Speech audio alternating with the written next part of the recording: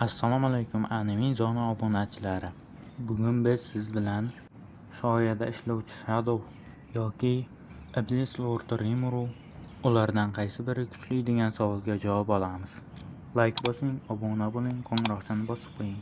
Qani unda biz boshladik. Biz ularni 7 meson bo'yicha solishtiramiz. Bular jismoniy kuch, tezlik, chidamlilik, kuchi, jangovar aql, energiya va qobiliyatlar bo'yicha solishtiramiz va oxirida tasavvuriy qisqa jang bo'ladi. Solishtirishda asosan faqat animedagi kuchlarni inobatga olamiz, chunki mangasida ular sayyoralarni yo'q qiluvchi kuchga ega bo'lishadi.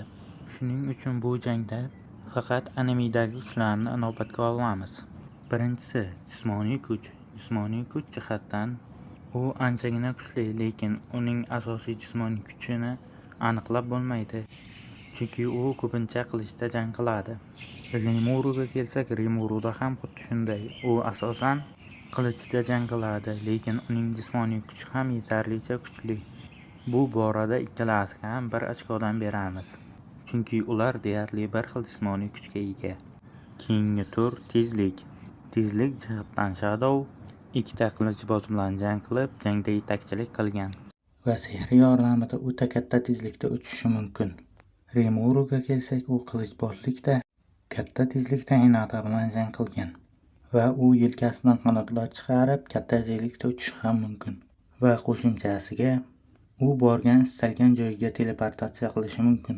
Bu borada Rimuruga 1 ochkoni beramiz, chunki u teleportatsiya qila oladi. Keyingisi chidamlilik. Chidamlilik borasida Shadow sehr yordamida yetarlicha himoyalangan, lekin unga zarar yetkazsa bo'ladi. Lekin u sehr yordamida o'zini davolashi mumkin. Rimuruga kelsak, unda Uriel butunlay himoya ta'minlangan.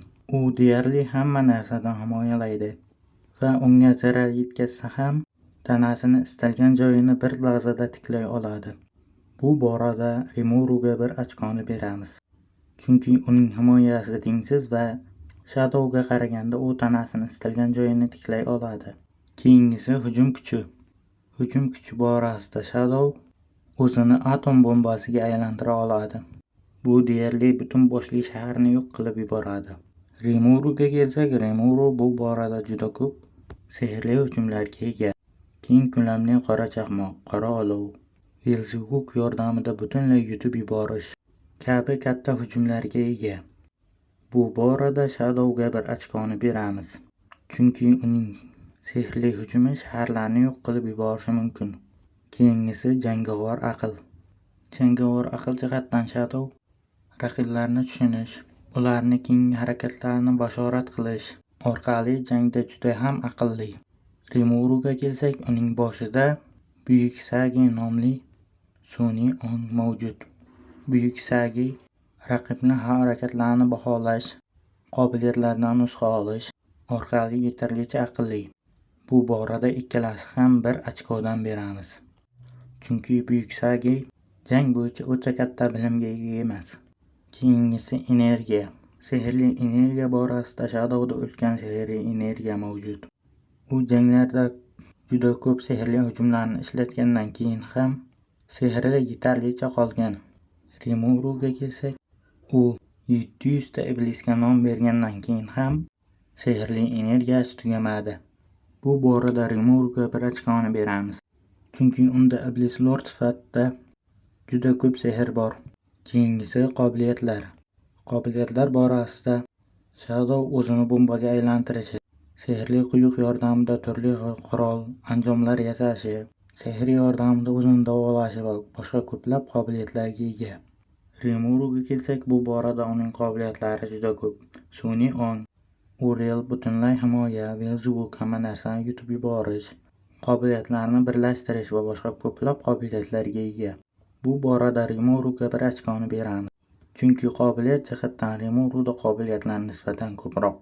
Mana 6-3 hisobida Rimuru g'olib bo'ldi. Endi navbat tasavvuriy jangga. Ular uchrashib qolishsa va jang qilish kerak bo'lsa, birinchi ikkalasi ham qilichda jang qila boshlaydi. Qilichbozlik borasida Shadow anchagina ustun, chunki u ko'plab qilichbozlik usullarini biladi. qilichbozlikda yengillayotgan Rimuru Rafael yordamida uning zaif joylarini izlay boshlaydi va Verzuguk yordamida uning sehrini tortib oladi.